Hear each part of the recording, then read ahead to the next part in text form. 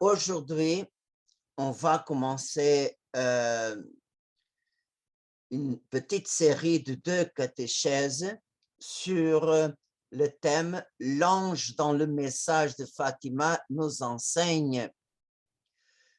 Heu, Bien sûr que les messages, les apparitions dialoguées du l'ange, Fatima sont très riches, mais j'ai seulement, heu, hem me concentrer à 2 points. Et le premier point s'appelle le chemin de la paix.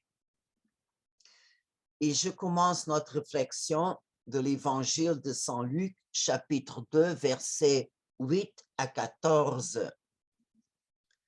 Dans la même région, il y avait des bergers qui vivaient dehors. Ils passaient la nuit dans les champs pour garder leurs troupeaux. L'ange du Seigneur se présenta devant eux et la gloire du Seigneur les enveloppa de sa lumière. Ils furent saisis d'une grande crainte. Alors l'ange leur dit, ne craignez pas, car voici que je vous annonce une bonne nouvelle qui sera une grande joie pour tout le peuple. Aujourd'hui, dans la ville de David, vous est né un sauveur qui est le Christ le Seigneur. Et voici le signe qui vous est donné. Vous trouverez un nouveau-né émailloté et couché dans une mangeoire. Et soudain, il y eut avec l'ange une troupe céleste innombrable qui louait Dieu en disant, gloire à Dieu au plus haut des cieux et paix sur la terre aux hommes qui l'aiment. En cet évangile, qui est l'annonce par l'ange de la naissance de Jésus-Christ au berger, est suivi de la proclamation paix aux hommes. Et cette paix est promise à Israël en récompense de sa fidélité à l'alliance, comme est écrit dans le livre de Lévitique.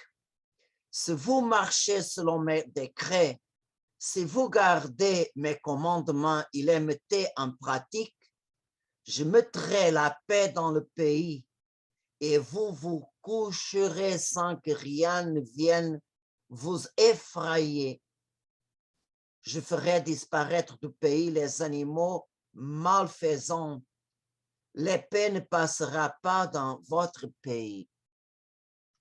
Alors, la paix est le fruit plus précieux de la fidélité à la volonté de Dieu. Si Israël met en pratique les commandements, s'il est fidèle, Dieu en récompense avec des autres bénédictions, il donne la paix au pays de la terre promise. Mais la vraie paix, c'est seulement Jésus-Christ qui nous l'apporte, parce qu'on voit que la paix dans l'Ancien Testament, quand Israël est infidèle, tout de suite, il souffre les conséquences de ses péchés, de sa infidélité. Et Jésus vraiment nous dit un mot au sujet de la paix. Il dit, je vous laisse la paix, je vous donne ma paix. Ce n'est pas à la manière du monde que je vous la donne. Alors, on voit que souvent la paix qui existe dans le monde est un fruit d'un euh, euh, guerre ou elle est presque imposée par la peur ou pour les menaces, mais c'est la paix que le Seigneur vient nous offrir, c'est le fruit de sa passion, mort et résurrection. Alors, par la croix, par son sang, Jésus réconcilie la terre, l'humanité avec Dieu le Père. Et on voit que Saint Paul aux Colossiens, il nous confirme cette réalité, que dit, car Dieu a jugé bon qu'habite en lui toute plénitude et que tout par le Christ lui soit enfin réconcilié, faisant la paix par le sang de sa croix, la paix pour tous les êtres sur la terre et dans le ciel.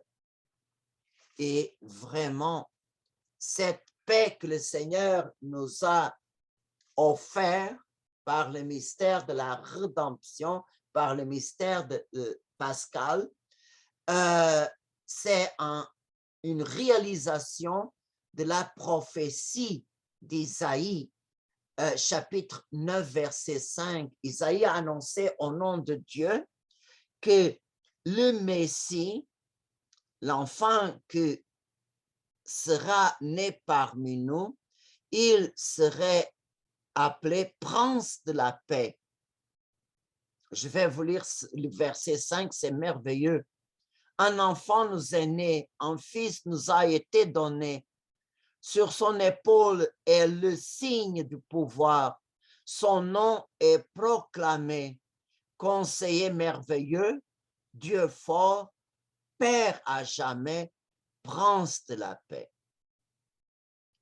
Et on voit aussi que quand Jésus a envoyé ses disciples deux par deux, il a envoyé à tous les endroits où il irait aussi, mais quand ses disciples entraient dans une maison, la salutation était que la paix soit en cette maison.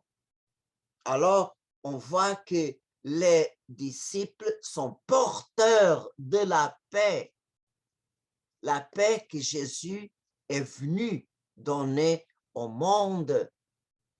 Alors, on voit qui est capable de donner la paix autour d'eux.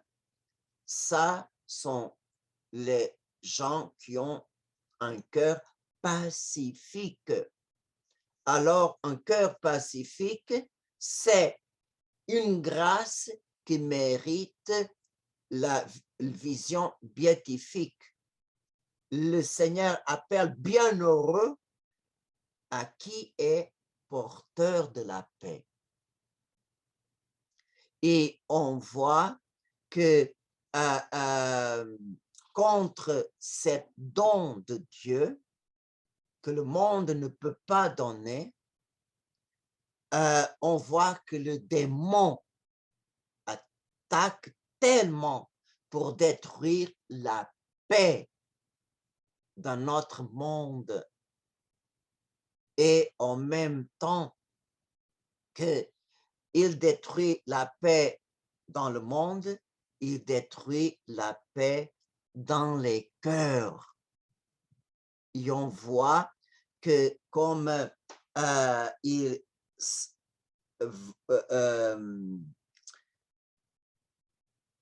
détruit la paix dans le cœur, dans les familles, dans les paroisses, dans les ambiances de travail, et des fois, vraiment, on vit des vrais purgatoires si nous sommes capables d'accepter et de vivre toutes les épreuves qui apparaissent.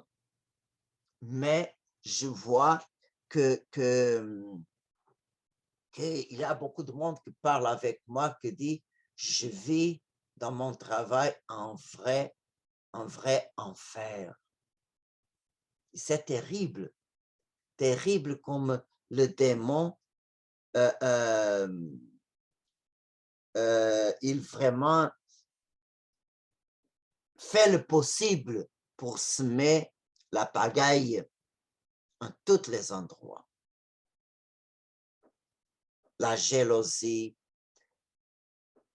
l'égoïsme, l'orgueil, la rivalité, les disputes. On voit que tout ça détruit la paix et on voit que une chose qui provoque la guerre dans le monde, c'est l'injustice. L'injustice. Et les gens aujourd'hui sont très sensibles aux injustices. Si vraiment on reçoit une correction pour une faute que nous avons commise, on se conforme, même si cette correction, des fois, ce n'est pas très charitable, mais c'est juste. Mais quand nous sommes accusés injustement, ça, c'est plus dur d'accepter. C'est vrai que notre conscience sait très bien, et Dieu sait très bien que nous sommes innocents devant cette accusation. Mais aux yeux du monde, reste toujours la doute. Reste toujours la doute. Et cette injustice blesse beaucoup. Et on peut réfléchir en deuxième point, quel est le prix de la vraie paix? Et on voit que pour restaurer la paix, l'ordre primitif de la création, Jésus a donné non seulement sa vie, mais tout son sang. Tout, jusqu'à la dernière goutte de son sang. Et on voit que le péché originel, par le péché originel, le démon a volé nos premiers parents, et il a volé l'innocence, tout l'héritage que nous avons reçu au moment de la création. Et par le péché de l'homme, les conséquences du péché ont touché toute la création matérielle.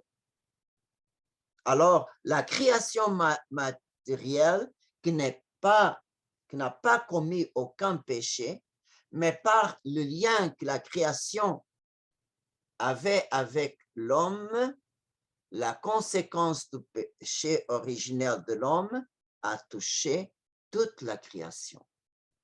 Et c'est pour ça que quand le Seigneur annonce à Adam les conséquences de son acte, il dit, « Maudit soit le sol à cause de toi. C'est dans la peine que tu en tireras ta nourriture tous les jours de ta vie. De lui-même, il te donnera épines et chardon. » On voit que vraiment, il y a maintenant une hostilité de la création contre l'homme. Et en même temps, les anges, les chérubins que le Seigneur a mis comme gardiens du chemin qui conduit à l'arbre de la vie, Dieu les a donné une épée, un feu, une glaive fulgurant pour garder l'accès à l'arbre de la vie. Et cette épée, les anges dirigent vers l'homme. Tu as péché. C'est cette glaive fulgurante, c'est la paix, l'épée de la justice de Dieu contre l'homme. Et on voit que tout l'Ancien Testament, on voit que les anges ne sont pas comme les anges après la venue de Jésus-Christ. On voit dans l'Ancien Testament beaucoup les anges au service de la justice divine contre l'homme. Et vraiment, c'est cette épée que Jésus, par sa passion, a arrachée des mains du Père et a brisé dans son corps. Comme dit Isaïe, et que Saint Pierre aussi confirme dans sa première lettre, Isaïe a annoncé, en fait, c'était nos souffrances qu'il portait, nos douleurs dont il était chargé. Et nous pensions qu'il était frappé, meurtri par Dieu, humilié. Or, c'est à cause de nos révoltes qu'il a été transpercé, à cause de nos fautes qu'il a été broyé. Le châtiment que nous donne la paix a pesé sur lui. Par ses blessures, par ses plaies, nous sommes guéris. Alors, le châtiment qui nous donne la paix a pesé sur lui. Alors, les grands fruits de la passion du Christ, c'est la paix que Jésus a transmis au dimanche de Pâques. Si vous vous souvenez, le matin, le Seigneur est apparu aux 100 femmes. Après, il est apparu à Madeleine, selon les évangiles. Et l'après-midi du dimanche de Pâques, Jésus a apparu à ses apôtres, à 10, parce que Thomas n'était pas là. Et c'est curieux qu'il est écrit, en ce premier jour de la semaine, alors que les portes du lieu où se trouvaient les disciples étaient verrouillées par crainte des Juifs, Jésus vint et il était là au milieu d'eux. Il leur dit, la paix soit avec vous.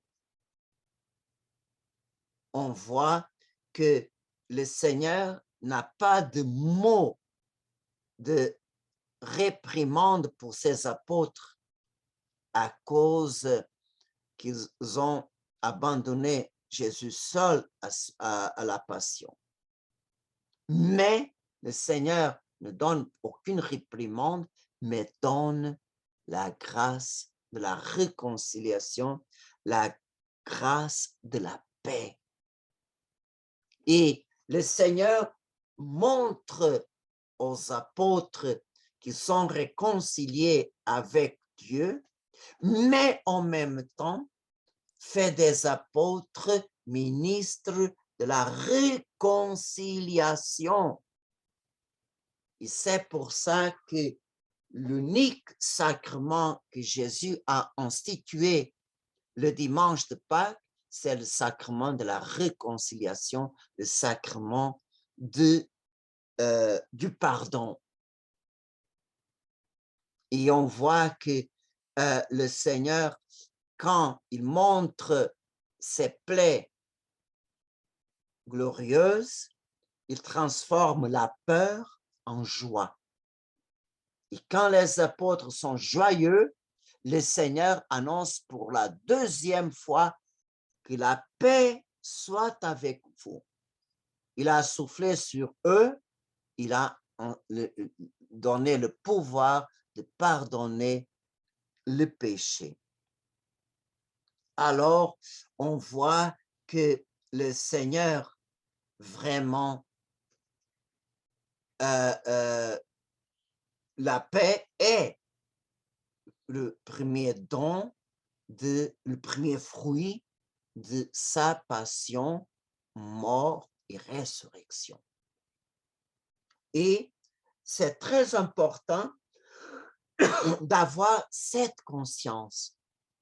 À quel prix le Seigneur nous a donné la vraie paix que le monde ne peut pas donner. Non, le monde n'a pas cet esprit, l'esprit de Jésus, l'amour de Jésus.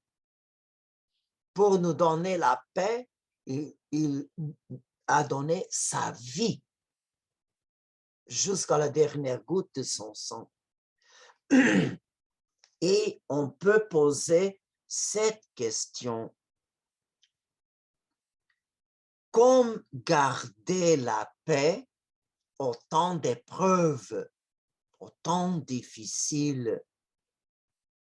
Et par le prophète Jérémie, le Seigneur dit, « J'ai des pensées de paix et non d'affliction. » Et Saint José-Marie, écrivant dans son livre « C'est le Christ qui passe » à la page 165, il fait ses commentaires. La liturgie applique ces paroles à Jésus parce qu'en lui se manifeste clairement que Dieu nous veut ainsi. Il n'est pas venu pour nous condamner, nous jeter à la figure notre indigence ou nos mesquineries. Il est venu pour nous sauver, nous excuser, nous apporter la paix et la joie. Si nous reconnaissons cette merveilleuse relation du Seigneur avec ses enfants, notre cœur changera nécessairement. Alors,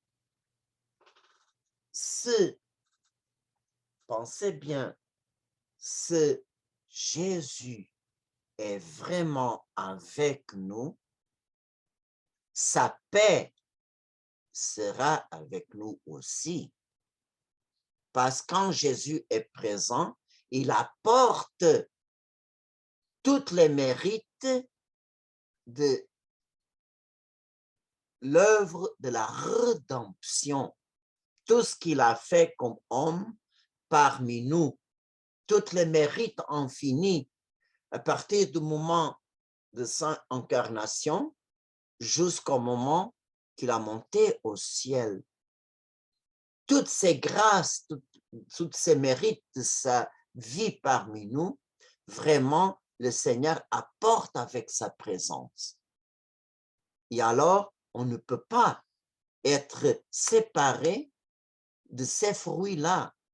Personne ne peut nous arracher la paix que le Seigneur nous a méritée par son mystère pascal.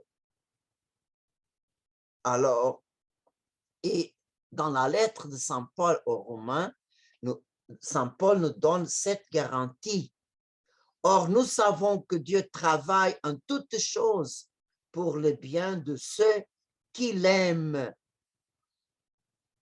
Alors, le monde qui n'a pas la lumière de la foi, le monde croit au destin, croit à la fatalité qui est imbuée par l'hindouisme, au bouddhisme, toutes ces philosophies orientaux.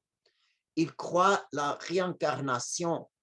Aujourd'hui, on commence à entendre beaucoup. Ah, ça, c'est mon karma. C'est la souffrance que je dois supporter à cause du mal que j'ai fait aux autres vies que j'ai vécues.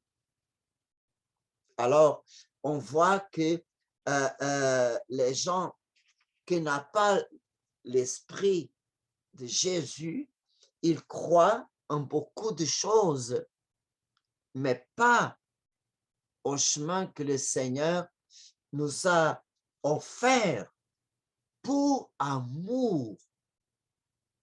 Et on voit que quand le monde sans foi croit en ça, nous, par la foi, on peut voir, même dans les épreuves, la présence de Dieu.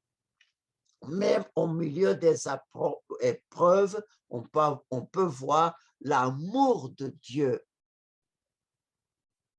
Et on voit que peut-être nous sommes des êtres humains, nous ne sommes pas des anges. Et peut-être quand arrive un échec, la première réaction de notre nature, c'est peut-être la révolte, ou la murmuration, ou pourquoi, où est Dieu? Mais avec la prière, on transforme la révolte de notre nature en adhésion à la volonté de Dieu. Et pourquoi? Parce qu'on sait que Dieu est tout-puissant. Seigneur, par ton pouvoir, parce que tu es le Dieu des impossibles, par ton pouvoir, par ta providence, tu sais très bien comment faire surgir de ce mal, de cette épreuve, un bien plus grand. Parce que tu ne veux pas le mal, tu veux le bien. Alors, le Seigneur nous dit, n'aie pas peur, je suis avec toi. Et Saint Paul conseille aux Philippiens cette chose que c'est vraiment un passage qu'on doit écrire pour lire souvent, surtout au moment d'épreuve. Ne soyez pas inquiets de rien, mais en toutes circonstances, priez et suppliez, tout en rendant grâce pour faire connaître à Dieu vos demandes. Et la paix de Dieu qui dépasse tout ce qu'on peut concevoir gardera vos cœurs et vos pensées dans le Christ Jésus. Et vraiment, c'est cet abandon à la providence de Dieu qui va nous garder en paix. Et vous savez, cette confiance en Dieu, c'est un bouclier contre des flèches de Satan. Quand nous arrive une épreuve, une contradiction, un échec, qu'est-ce que notre nature nous inspire? C'est commencer à parler mal de cette personne, à critiquer, à nous venger. Tu m'as fait ça, je vais te payer dans la même monnaie. On voit que notre péché est là. Et cette confiance en Dieu, en sa providence, cet abandon, Seigneur, je ne vais pas faire, je ne veux pas faire justice pour moi-même. Non, je dépose cette situation entre tes mains.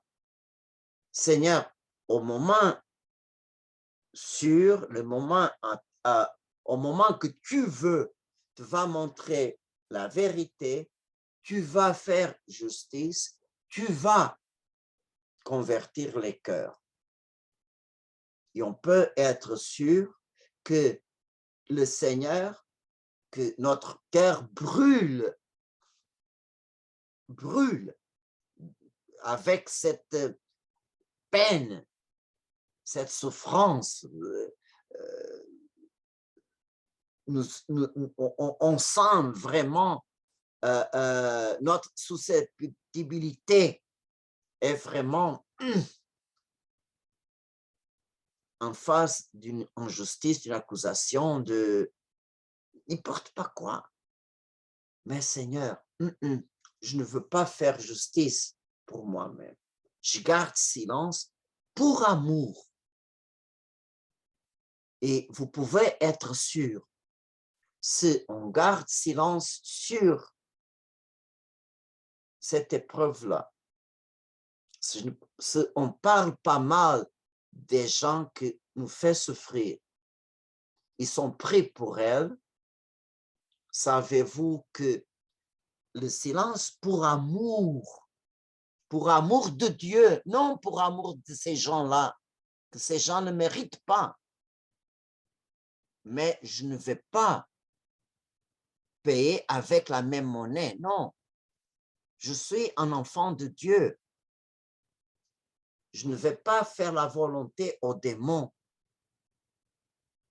Et si on fait ce sacrifice pour amour de Dieu, ils sont pris pour la personne, vous pouvez être sûr que notre cœur ne va pas avoir aucune blessure.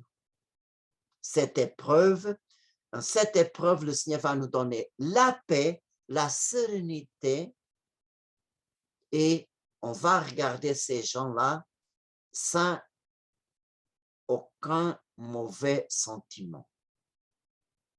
Vous pouvez être sûr, le Seigneur va nous préserver de la haine, de la rage, de ressentiment. Le Seigneur va nous sauver de toutes ces choses et le Seigneur va nous donner la sérénité, la paix. Et ça, c'est un trésor que le monde ne comprend pas. Le monde ne comprend pas. Mais les enfants de Dieu, oui. Et on peut être sûr que les prières qu'on fait pour les gens que nous fait souffrir, que nous ont blessés, cette prière va aider la grâce de Dieu à toucher plus fort en ces cœurs et appeler ces gens-là à la conversion.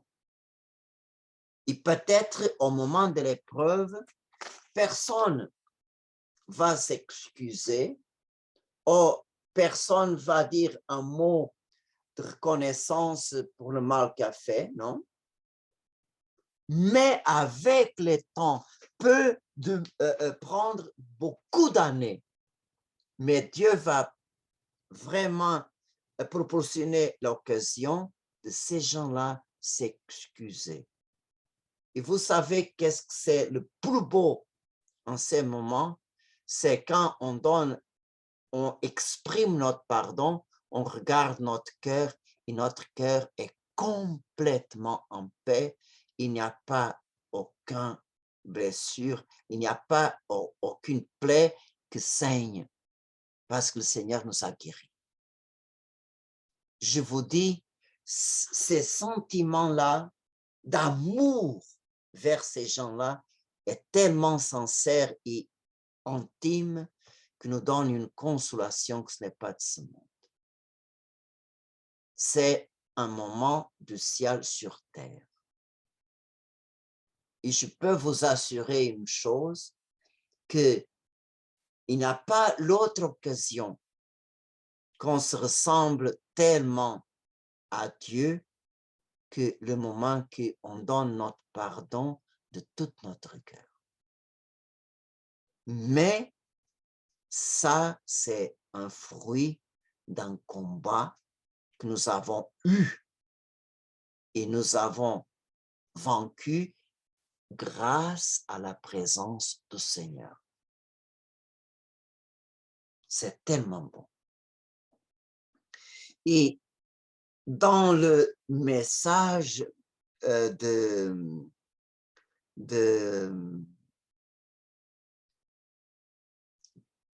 que la Sainte Vierge Marie a donné au monde pendant le 19e siècle et 20e siècle occupe d'une façon spéciale le message de Fatima que le cardinal Ratzinger a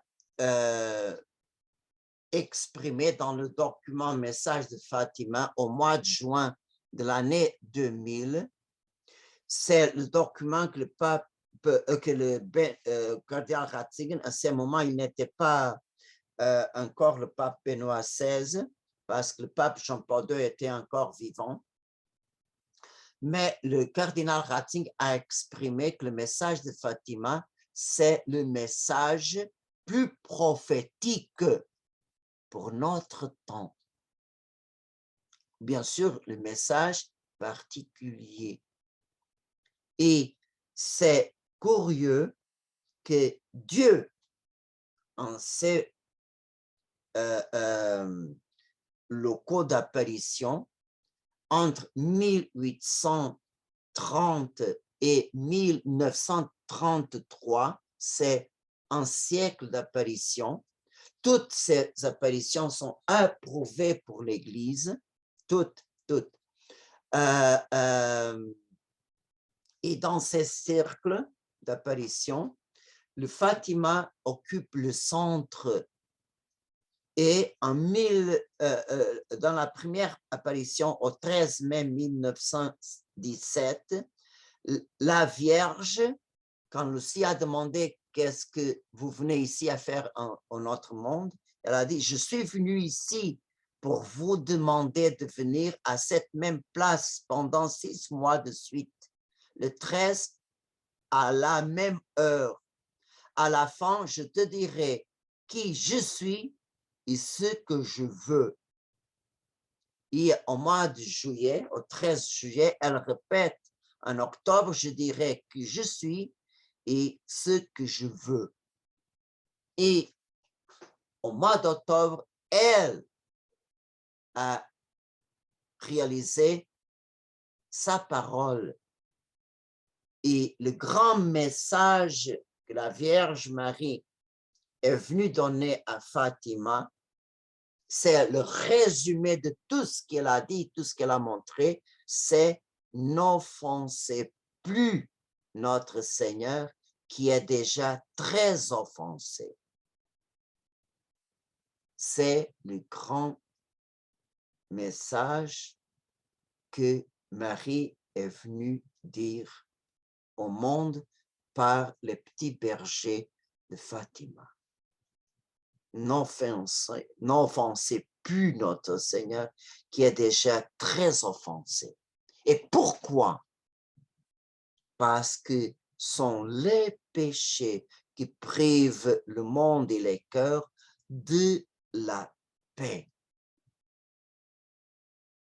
Et c'est pourquoi, afin de rendre la paix aux âmes et au monde, c'est nécessaire effacer les tâches du péché par le sacrement du pardon, bien sûr. Et vous savez qu'aujourd'hui, même dans l'Église, même dans les catholiques qui viennent à l'Église, la plupart, ils ont perdu la conscience du péché. Ils ne sont plus besoin du sacrement du pardon. Non. Aujourd'hui, il y a des paroisses, des communautés entières qui n'existent plus la confession. Même, il y a des paroisses où les confessionnaires ont été détruits. Et on voit que ça, c'est une grande victoire du démon. Les consciences sont mortes. Il n'y a plus conscience du péché. Et comment est-ce qu'on peut parler de conversion Mais conversion de quoi? S'il n'y a pas de péché, je vais me convertir de quoi? Même comme prêtre, moi, j'ai entendu plusieurs fois, ah, je n'ai pas besoin de me confesser en prêtre parce que je n'ai pas de péché. Et on voit qu'à la mesure qu'on laisse tomber la confession fréquente, on laisse tomber de plus en plus le sacrement de pardon. L'Église nous demande dans les commandements de l'Église de confesser le minimum une fois par année. Une fois par année. Et combien ni une fois par année se confesse? Et ça, c'est vraiment une grande victoire du mal.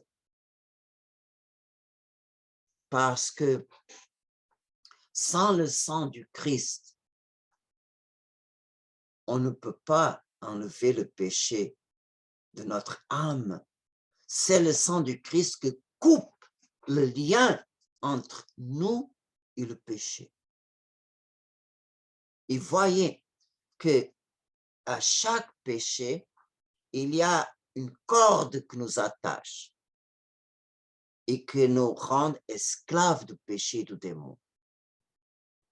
Et vous voyez le pouvoir du péché sur nous.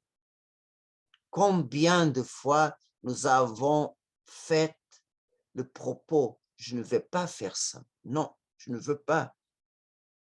Et on termine pour faire toujours la même chose, sont nos péchés habituels, nos péchés de chaque jour, sont les péchés mignons, comme beaucoup de monde appelle. Ah, sont mes péchés mignons.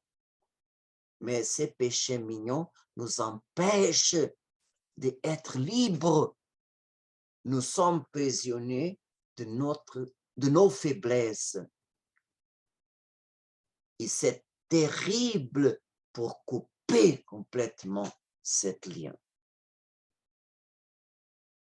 Et sont les péchés habituels qui empêchent d'avoir un cœur complètement chaud pour le Seigneur. Et vous savez qu'est-ce que le Seigneur dit dans le livre de l'Apocalypse? Si tu n'es pas chaud ni froid, si tu es tiède, je te vomis de ma bouche. Et c'est nos péchés de chaque jour qui rendent notre cœur tiède. Nous ne sommes plus froids, non, mais nous ne sommes non plus chauds. Nous sommes tièdes. Et vous voyez comme le démon nous donne une illusion et comme dans la réalité, le Seigneur nous voit.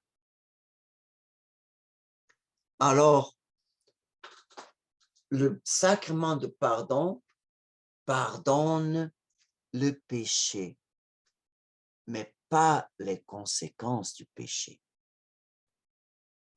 En l'autre mot, on doit réparer le mal que nous avons causé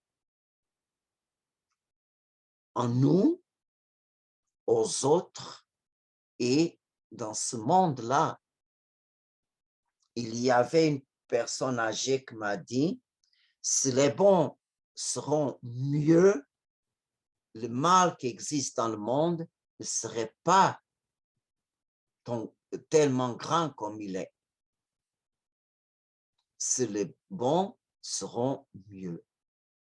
Et pour ouvrir un chemin de paix, c'est-à-dire pour réparer les conséquences du péché qui enlève la paix du monde, l'ange au Portugal nous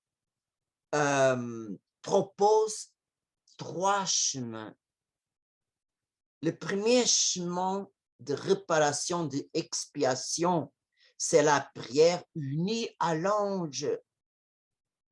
Dans le printemps de 1916, la première chose que l'ange a dit aux enfants, « N'avez pas peur, je suis l'ange de la paix, priez avec moi. » Pourquoi l'ange ne dit pas son nom? Il dit son rôle, sa mission. Entre tous les anges de la cour céleste, cet ange-là, qui est l'ange gardien de Portugal, il est chargé pour Dieu d'apporter la paix au monde. Je suis l'ange de la paix.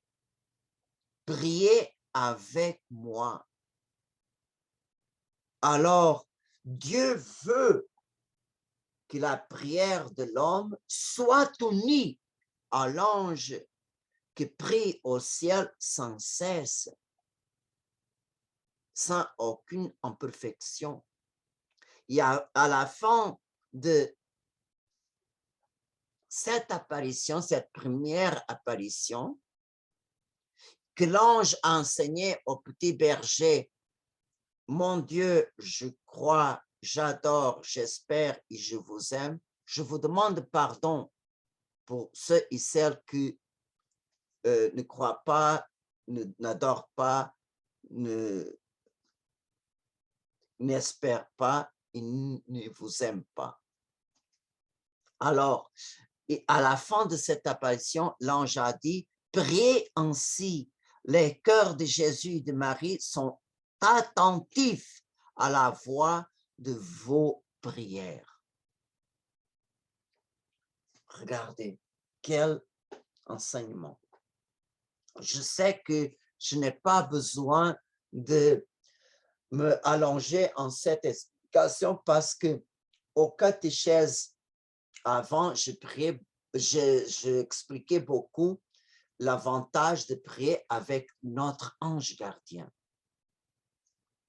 Et on peut voir cet enseignement que je vous donnais, c'est inspiré en cette mot-là du message de Fatima. Priez avec moi. Regardez, c'est l'ange qui invite les enfants à prier avec lui, à unir leur voix à voix de l'ange.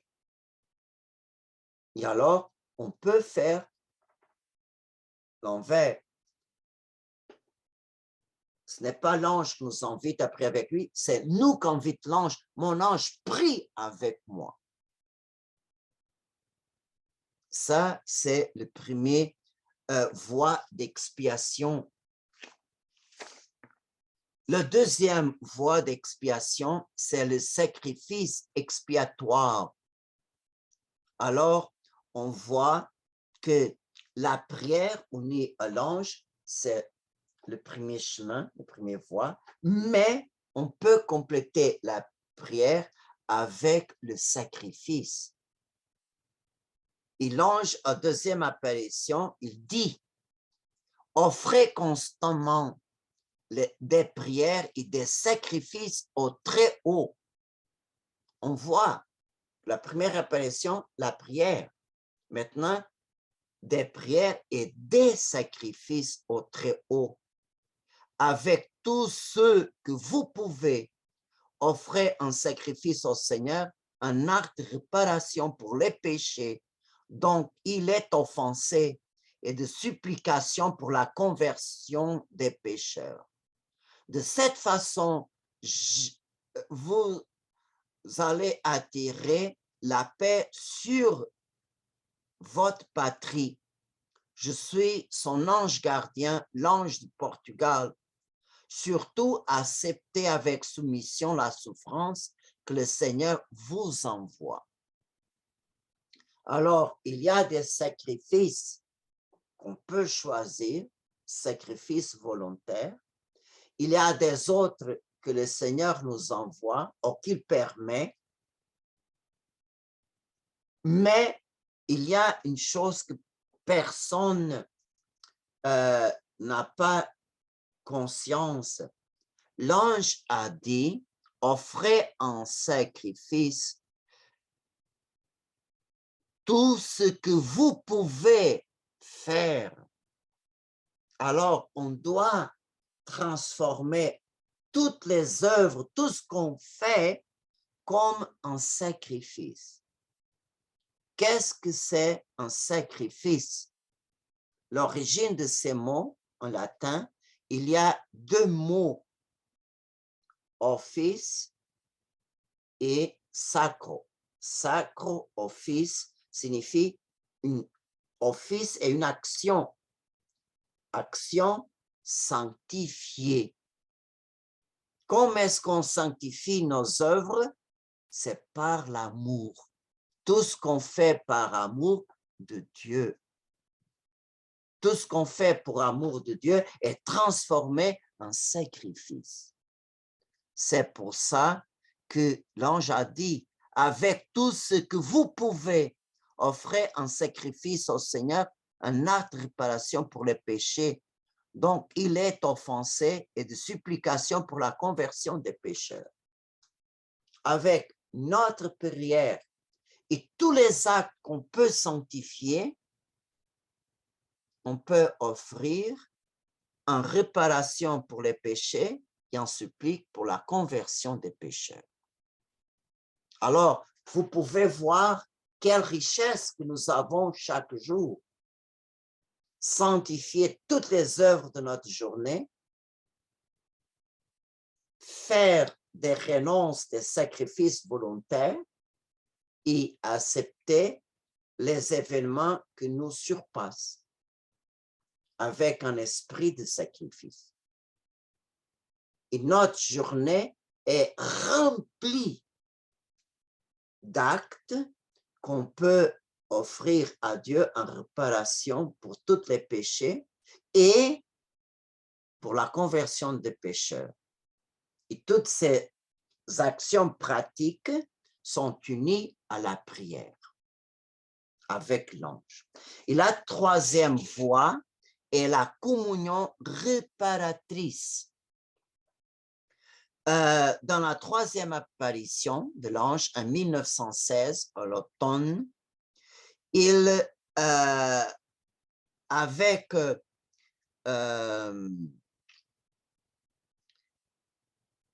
le dernier acte qu'il a fait, c'est apporter la communion eucharistique au petit berger. Aussi, l'ange a donné l'hostie parce qu'elle a été faite déjà la première communion. Il y a François et Jacinthe qui n'ont pas fait la communion. L'ange a donné à boire le sang du Christ parce que dans l'hostie coulait du sang à l'intérieur du calice. Et c'est le sang du Christ qu'il a donné à boire, Jacinthe et François. François, avant de mourir, il a fait sa première communion. Et Jacinthe, non. Elle a demandé de recevoir la communion, même les jours avant sa mort. Et le prêtre est venu avec le Saint-Sacrement, mais Dieu a donné à Jacinthe, Dieu l'a soulagé des douleurs. La dernière 24 heures, Dieu a enlevé les douleurs à Jacinthe. Et elle, même avec la grande plaie qu'elle a eue dans sa poitrine, elle est baissée de son lit. Elle a commencé à jouer avec les autres enfants de l'hôpital. Et quand le prêtre est venu avec le Saint-Sacrement, il a pensé, non, elle ne va pas mourir, elle est en train de jouer. Il est parti. Et le Jacinthe est décédé en cette nuit-là, sans avoir la communion. C'est-à-dire pour Jacinthe, l'unique communion qu'elle a eue sur terre, ça a été la communion pendant la troisième apparition en 1916. Et c'est curieux que l'ange invoque en cette troisième apparition tous les péchés contre le Saint-Sacrement. Alors, toute la troisième apparition est une réflexion sur les péchés contre le Saint-Sacrement et les petits bergers sont invités à offrir cette communion en réparation pour tous ces péchés spécifiques. Et au moment de donner la communion, l'ange a dit, prenez et buvez le corps et le sang de Jésus, horriblement outragé pour les hommes ingrats. Réparez leurs crimes et consolez votre Dieu. Alors, pour réparer, pour expier les péchés du monde, nous avons la prière unie à l'ange, le sacrifice et la communion réparatrice. Et avec ces trois armes, on peut vraiment aider le Seigneur à enlever le péché du monde, enlever les péchés des âmes des pauvres pécheurs. Et alors, si on fait ça, alors on peut aider à construire la paix en ce monde. Que notre ange gardien nous aide à comprendre ces trois voies, mais en même temps qu'il nous aide à mettre en pratique. Amen.